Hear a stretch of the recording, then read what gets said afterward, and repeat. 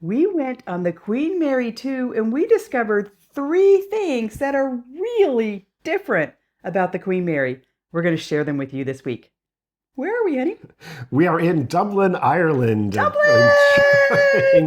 This is a beautiful city. This is one of our favorite cities, and it's great to be here. And it's great to tell you about our trip across the pond, being the Atlantic Ocean, from New York City to Southampton in England. And we did that in July on the Queen Mary 2 on the Cunard. We learned Is it how to pronounce Cunard or it. Cunard? I've always pronounced it Cunard, but they were pronouncing it Cunard. Cunard, darling. Yeah, Darling. so it is. Okay, lovey. And you're lovey. I'm Okay, Mr. Thurston. Howell. But And we had a really good time, and I think we were a little bit hesitant about booking the Queen Mary 2. We're like, is it too posh for us? Is it too richy rich? We're nomads. We don't have a lot of clothing. We don't have, we're just maybe not the nomad. The nomads may not be the type of customer that you would expect to find on the Queen Mary 2. So we were a little bit hesitant, but I'll tell you what, we were quite surprised about what we discovered. yeah, and this is not going to be your typical Queen Mary 2 video. We're not going to be showing you the rooms and what Well, we we'll show you some ate. pictures of the cruise, but we're not going Yeah. to open up the drawer and go, we met a guy on the, anyway. But this is about some, three things that are really different about this particular cruise that we took that we really enjoyed. And we wanted to share with you and have you share that experience. Right. So number one is if you've been following us, you know that we're big fans of repositioning cruises. We like repositioning cruises because we go from A to B. We don't have to fly. We don't have to do red eyes. We don't have to deal with jet lag. The repositioning cruises, usually the price of the reposition cruise is about the same price as a flight plus all the hotels and the entertainment and food. So why were we repositioning on a cruise in July? Which is thing number one about Cunard. Yeah, and this is unique about this ship is that this is what it does, except for a couple months out of the year, all they do basically are cross-Atlantic cruises, and the ship is built for that. It is designed for that. It was smooth. It was really, really a pleasurable. It was a cruise liner as cruise opposed be to a on. ship, Yeah, right? and this they go back and forth. So if you're looking for any time during the year to be crossing the Atlantic, this is the way to do it. Yeah, so the ship basically goes from New York to England, back and forth, and it does a little legs here and there. But we were in North America in July at a wedding, and we had to get to Europe. And usually the way we get across continents is we reposition. And reposition season is generally April and generally October when the major cruise lines go back and forth on their twice a year repositioning. Well, Cunard's different. I don't know that they would actually really call this cruise a repositioning cruise. I mean, it's just a cruise from A to B, but it sure is a great way to get across the pond. And it is more expensive than a typical cruise that we would take, like a Princess or an NCL or a Royal. But in the summertime, when those flights from North America to Europe are so high and the hotels are so high, it made sense for us to take the Cunard this time. Yeah, absolutely. And Look at sorry. you getting ready for the Olympics. Oh, look at that. Paris 2024. Go team. Yeah. Did you know I'm competing in the Olympics? Oh, what are you competing in? You'll have to Well, tune in to find out. yeah, we should ask our guest here. What do you think Steve should compete in the Olympics in? Be nice. Yeah, be nice. Okay, number two. Now, this as nomads was a big concern for us. Cunard is, of course, known as the posh cruise line. It's the Queen Mary 2 or the Queen Elizabeth. They have four different ships. Queen Anne. Everybody's like, what are you gonna wear? What are you gonna wear? You can't, you can't wear what you normally wear as nomads. So we kind of had to assess our situation. Of course, you guys know we only have 2 carry-on bags, and in those carry-on bags is everything we own in the world. So guess what's not in there? Like dress clothes. And tuxedos and ball gowns and dress shoes and so on. So what do we do? Well, it was really quite simple. We stopped at a couple of different thrift shops, Salvation Army, Goodwill type stores before we got on the ship. And we found everything that we needed that fit great. We had time to, wash them and clean them and make sure that they everything fit properly.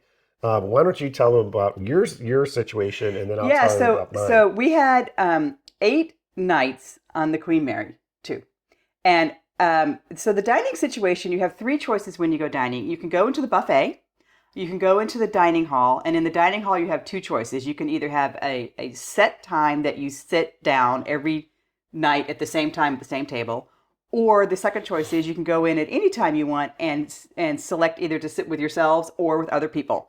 So we generally like to go to the open seating in the dining room because we like to sit with other people. We like to get a 6 top, which is 6 people at the table, because 6 is a really good number because you can hear everybody. 8's too big, 4's too intimate. We like 6. Anyway, and we like to go and meet people. So in order to go in the dining room, there were some rules that we had to figure out what we could follow. So the first rule was there's no shorts allowed on the ship anywhere after 6 o'clock unless you're in the gym. So if you go to the buffet, you have to have a pair of pants on. If you go to the dining hall, you have to have a pair you can't have shorts on. So then, and also in on the 8 nights, there were 2 dress up nights. One was a gala night, which was black and white night, and the other was the Roaring Twenties. And so we looked at the schedule before we got on the ship, and we decided we wanted to dress up for the 2 nights and then look decent for the other 6 nights that are on the ship. So we looked at our wardrobe, our very limited carry-on Nomad style wardrobe, and said, you know what? We have some things that we can wear, but we need to supplement them. So I had 2 dresses that I already had that I normally carried with me. One that I continue to have from previous ships, which was my pink lily dress. Everybody knows my pink lily dress. And then I also had a little linen dress that I picked up in Australia. So I wore those on 2 nights. A girlfriend of mine, my friend Stacy, gave me a beautiful green ball gown that we wore on one of the nights. And then I had a purple dress that I picked up at Goodwill, and a little black dress that I picked up at Goodwill. I wore those on the other nights. And then the other remaining nights, actually, this is one of the shirts I wore with just a pair of slacks. And I think then one night we went to the buffet, and I think we just had on just cotton pants and a cotton shirt, something like that. Collared shirt. And what did you wear? Yeah. So I already had, a long dark pants, which is, I mean, Were they they're hiking just pants? They were, but they go from the ballroom to the hiking trail. But they were not your hiking pants with all the zippers and the buttons. This is more simplified hiking pants. Yeah, exactly. They were your cool pants, right? Your cool. Cool, yeah. Mm-hmm. And also, so what I needed to get was a button-down collared shirt. So I was able to get a nice, it's a blue striped, collar shirt. And I borrowed a necktie. And you actually had given all your neckties to your son, and then you got borrowed one back. So that's kind of fun. And a belt, and I actually got a pair of shoes. So I was able to find at the thrift shop a nice pair of black leather shoes, because we were doing dancing and we were having a good time on the ship. So I needed some. My hiking boots were not gonna make it on the dance floor. You got a pair of black lace-up leather shoes that you got at Goodwill. Right. I also got a pair of black sling pumps at Goodwill as well. Yeah. And then so you also I was got pretty a jacket. sad. And a blazer, a blue navy blue sports jacket. So guys are pretty easy. We can wear the same thing every night and nobody pays attention. It's a white shirt and a blue jacket. Yeah, but people, so on the ship at night at dinner time, people were definitely dressed up more than we were dressed up as well. Men had tuxedos on, women had ball dresses on, and people were dressed up less than how we were dressed up as well. I think we were probably about average to below average compared to what everybody else was wearing. Yeah, and we fit in, I guess. Yeah, and the point of this conversation is not for us to make judgments about what people were wearing and what people weren't wearing. It's to help you if you're thinking that you want to go on Cunard and you're worried about your wardrobe and having to spend money or having to go buy special dresses or gowns or jackets or tuxedos. This is what we did. We felt like we fit in. Nobody made any comments. Lots of people said how nice we looked. And I think we successfully, for less than $50, were able to be dressed appropriately and within the scope of the rules of Cunard. And then during the day, the day was a little bit dressier than what we might normally have dressed as. There were no cutoffs. There were not that we saw. There might have been no cutoffs, no graphic tees or not a lot of tank tops. Right. But people were generally like kind of like what we're wearing right now, kind of like country club wear, I guess. And then if you had gone to the gym, there were people in their lycra, sports athletic wear, but Yeah. only like if they're going from the gym, they may stop by get breakfast, Yeah, may if you're stop by going to get the lunch, but they're pool. not like running around the ship in their workout clothes. Right. Right. Yeah. Okay. Have we Well, yeah. Well, and the nice thing about it is because we only have 2 carry-on suitcases Right. that we travel with. So where do we put all this stuff? Well, we had an extra bag that we brought on the ship with all of our extra clothes on it. And then as soon as we got off the ship, we donated it back to the charity shop that was in town. And so we felt like we were able then to give back. So we recycled. So we weren't buying new clothes that we were just going to be disposing of at the end. In this case, there was an Oxfam. Oxfam is a good charity shop that is just around the corner from the Southampton cruise terminal. So we dropped it off there. Okay. Exactly. Next up, number 3. Number 3. Number 3. Woo, this is the best part. The dogs. Oh my God. The dogs. And the cats. There were a few cats. Now, don't get us wrong. There were not dogs and cats running all over the ship. They were very organized. On the 12th deck in the kennels, you can take your dog or your cat. So there's a whole program that Cunard has, and there's a long history of this that they've been carrying animals across the Atlantic for probably 100 years, almost 100 years.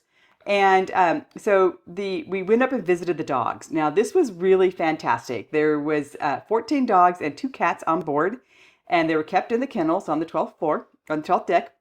And the owners could go and visit their pets, 4 times a day, and in the evening they could take them out on the deck and walk around. During the day, there's a poop deck, literally a poop deck, and the owners can walk their dogs on the poop deck where there's actually a fire hydrant for the American dogs and a lamppost for the English dogs or the European dogs. And Mr. Wags is the kennel director, and he is in charge of all the dogs. He and his assistants clean up after all the dogs and feed the dogs and take care of the dogs, and the owners just get to have fun and kind of be on vacation and play with their dogs at will. The animals were really well taken care of, and we talked to some of the pet owners, and they all had slightly different stories. Some were moving, and because they were moving to England, they certainly wanted to take their pets with them.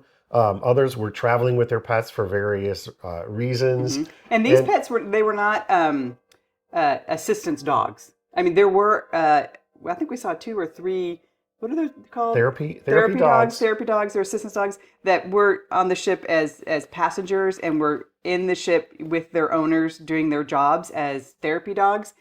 These dogs in the kennels were pets, absolutely pets, and not, and the therapy dogs could stay with their owners, but the pets had to go to the kennels. Yeah. And we did talk to one of the owners. They said it cost $1,000 for them to ship their dog. I did find out afterwards that the fare is dependent on height and weight and all different types of rules. So it's not $1,000 for every dog. It was $1,000 for that particular dog that we were talking about. Right. And when you think about taking a pet on an airplane, it can also be very expensive and can be very stressful for the dog. So this is a nice leisurely way. I would do it. I mean, we actually talked about this right before we went on our Nomad life. We had a giant schnauzer who was 110 pounds, and we found out that he was too tall for the kennel to be able to fit onto the ship. So because of that, we had to come up with other solutions for our dog. So that was the 3 things that we found in particular about, I mean, there's a lot of other things that were different, but these 3 things we thought are really relevant, especially if you're a nomad and a full-time traveler. These are things that are relevant for you. And if you have questions, please post them below. Next time, we'll be talking to you about, grief during nomad life. So stay tuned for next week's video about grief. See you then.